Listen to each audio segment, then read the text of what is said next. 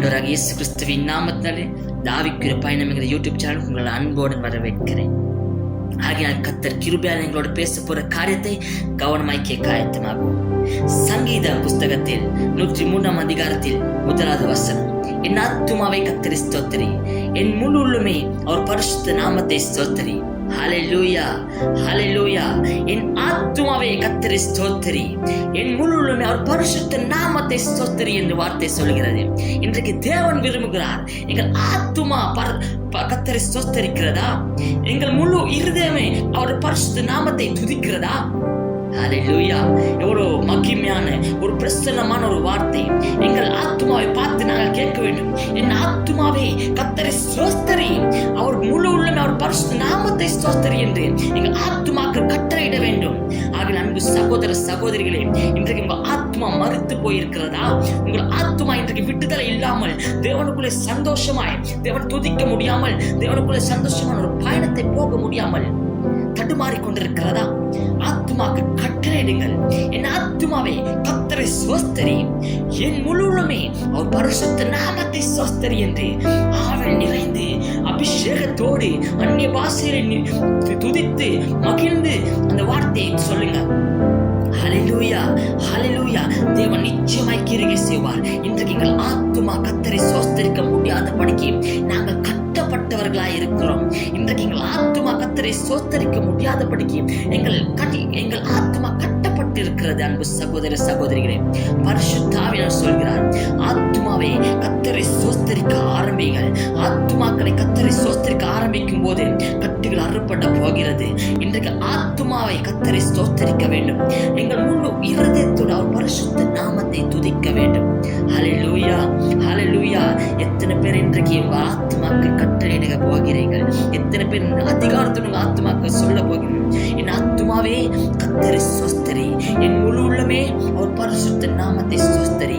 இன்றைக்கு நீங்க அதை சொல்ல சொல்ல சொல்ல பரிசுத்த ஆவியானவர் மகிமையா உங்க தலை மீது இறங்கி, பரிசுத்த ஆவியானவர் வல்லமையா உங்கள் மீது இறங்கி உங்க ஆத்துமா களி கூர்ந்து மகிழ்ந்தும்படியாக உங்க ஆத்துமாவை தேவன் உயிர்ப்பித்து, அப்பொழுது உங்க ஆத்துமா மகிழ்ந்து களி கூர்ந்து சொல்லும், என் ஆத்துமாவே கர்த்தரை ஸ்தோத்திரி.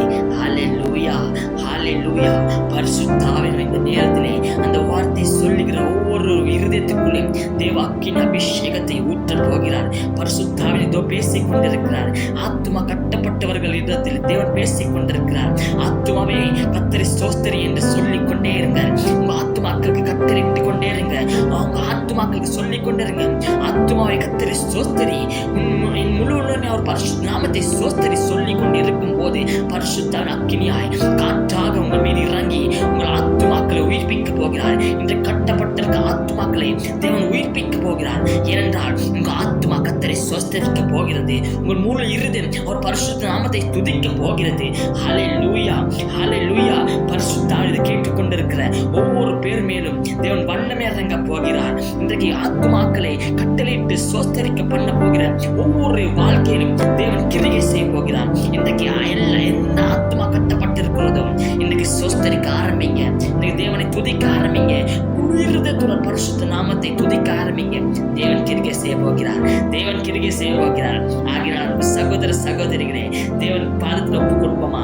ஒரு மிசை கண்கள் மூடி மகா உன்னதமான மகத்துவத்தின் ஆவியானவரே, ஒரு வல்லமையுள்ள நாமத்தினால் இந்த வேளையில் ஜெபிக்கிற தகப்பனே, இந்த நேரத்தில் பரிசுத்த ஆவியானவரே, நீ பேசுகிற வார்த்தைக்காக நன்றி. இன்றைக்கு எந்த ஆத்துமாக்கள், எந்த சகோதர சகோதரி இருதயம் கட்டப்பட்டு ஆத்துமாக்கள் கட்டப்பட்டு ஆத்துமாக்கள் ஒரு விடுதலை இல்லாமல் தடுமாறி கொண்டிருக்கிறார்களோ அவர்களுக்கு நீ சொல்லுகிறேன், ஆத்துமாக்கள் கட்டளையிடுங்க.